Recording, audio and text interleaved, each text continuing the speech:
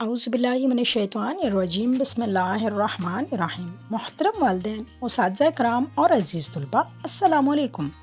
آج ہم اکیڈمک اردو جماعت چہارم کی کتاب کے صفحہ نمبر 72 پر سبق نمبر 20 حقوق و فرائض پڑھیں گے۔ جیسا کہ آپ کو معلوم ہے، سیکھنے کی 4 مہارتیں ہوتی ہیں: سننا، بولنا، پڑھنا اور لکھنا۔ اس سبق کو پڑھانے کے بعد بچے کو جو مہارتیں سکھانا ہمارا مقصد ہے وہ ہے سننا، بولنا، پڑھنا اور لکھنا، اور بلوم ٹیکسانومی کا پہلا درجہ یاد رکھنا۔ آئیں بچوں، اکیڈمک اردو جماعت چہارم کی کتاب کے صفحہ نمبر 72 پر سبق نمبر 20 حقوق و فرائض پڑھتے ہیں۔ قبل از مطالعہ، ایک طالب علم پر کون کون سے فرائض عائد ہوتے ہیں؟ نمبر 2 ہے استاد محترم کے فرائض میں سے کوئی ایک فرض بتائیں۔ آئیں بچوں، اب ہم سبق نمبر 20 حقوق و فرائض کی پڑھائی کرتے ہیں۔ معاشرہ مختلف نوع یعنی مختلف قسم کے افراد پر مشتمل ہوتا ہے۔ معاشرے کے سبھی افراد فتنہ و فساد سے پاک ایک پرامن معاشرے میں رہنے کے خواہش مند ہوتے ہیں۔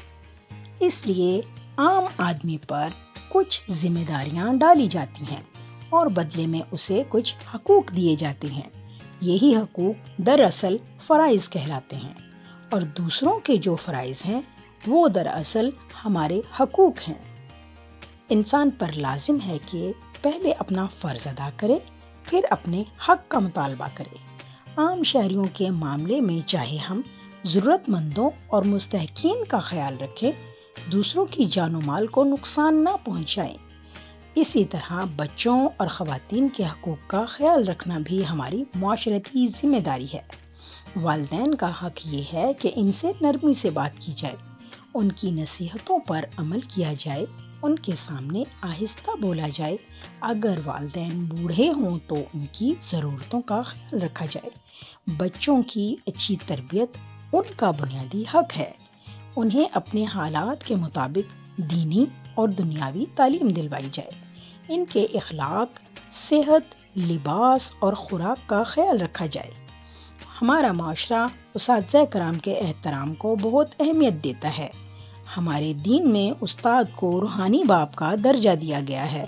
اساتذہ کرام کا حق یہ ہے کہ ان کی تعظیم کی جائے، ان کی ہدایات پر عمل کیا جائے، تعلیمی امور میں ان کا کہا مانا جائے۔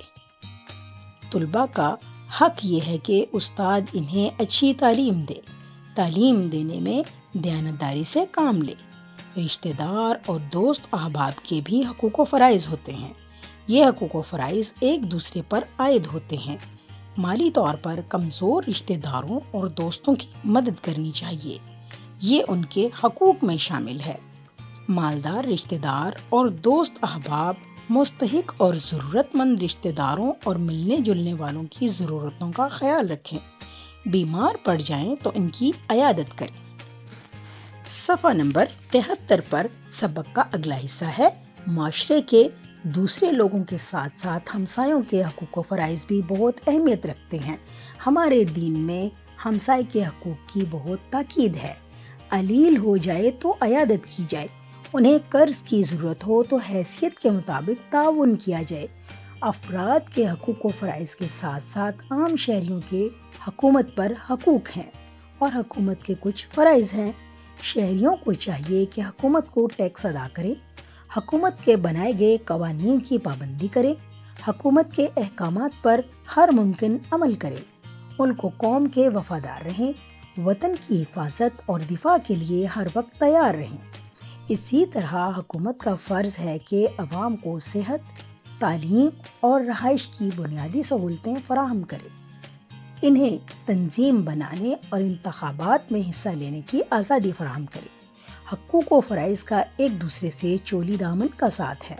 اگر ہم اپنا اپنا فرض احسن طریقے سے ادا کریں تو پھر حقوق خود بخود ادا ہو جاتے ہیں۔ ایسا ممکن نہیں ہے کہ صرف اپنے حق پر ہی زور ہو، لیکن فرض ادا کرنے میں پہلو تہی برتی جائے۔ اگر ہم اپنا حق لینا چاہتے ہیں تو پھر ہم پر جو ذمہ داریاں عائد ہوتی ہیں انہیں بھی پورا کرنا ضروری ہے۔ بعد از مطالعہ ہم پڑھتے ہیں آپ کے نزدیک شہریوں کے حقوق میں سب سے اہم حق کون سا ہے؟ کیا قانونی حقوق بدلے جا سکتے ہیں؟ اس سبق میں جو اہم نکات بیان ہوئے ہیں وہ ہیں دوسروں کے جو فرائض ہیں دراصل وہ ہمارے حقوق ہیں۔ حقوق و فرائض کا چولی دامن کا ساتھ ہے۔ ہمیں حقوق دیے گئے ہیں تاکہ ہم باعزت طریقے سے آزادی کے ساتھ اپنے ملک میں زندگی گزار سکیں۔ ہر شہری پر حقوق حاصل ہونے کے ساتھ ساتھ کچھ فرائض بھی عائد ہوتے ہیں۔ آئیں بچوں، دیے گئے نئے الفاظ کے معنی زبانی یاد کرتے ہیں۔ لفظ ہے تاکید، اس کا معنی ہے کسی بات پر زور دینا۔ علیل، اس کا معنی ہے بیمار۔ امانت، معنی ہے حفاظت کی چیز۔ حصول، کسی چیز کا پانا۔ لفظ ہے مستحقین، مالی طور پر کمزور لوگ۔ لفظ ہے مختلف النوع، اس کا معنی ہے مختلف قسم کے۔ عزیز طلباء، یقیناً آپ نے اس سبق کو سن کر بہت کچھ سیکھا ہوگا۔ اگلے سبق تک کے لیے اللہ حافظ۔